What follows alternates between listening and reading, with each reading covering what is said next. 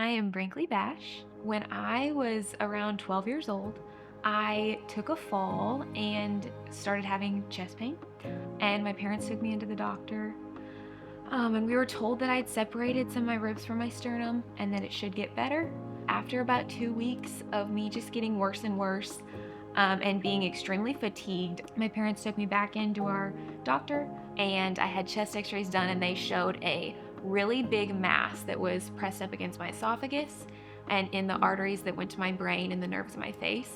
They pretty much sent us immediately to St. Louis Children's Hospital. In the ER, they were able to diagnose me with acute lymphoblastic leukemia, and I spent the first month in the hospital admitted and then was able to go home, but I didn't handle treatment super well and I was sick all of the time. So I was constantly going into the West Plains ER and then having to be transferred to St. Louis and then spending weeks in St. Louis and coming home just to do it all again.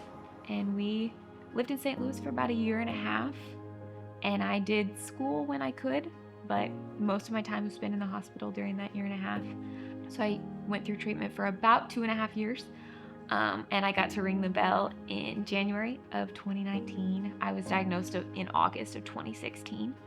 I had open heart surgery to remove the mass in my chest. I am now 5 years cancer-free and 4.5 years out of open heart surgery. Whenever I talk about this, I usually say my diagnosis changed the trajectory of my life. There is not really an area that I didn't see the Lord's hand. Like, as I was thinking back on this, He was in everything about this journey. I just got to see His character so clearly and His faithfulness. I think it just taught me so much gratitude for all the little blessings throughout each day that I overlook and that I think I always would have overlooked. 2 Corinthians 4:7 is a verse that I love, and it talks about how we're like clay jars.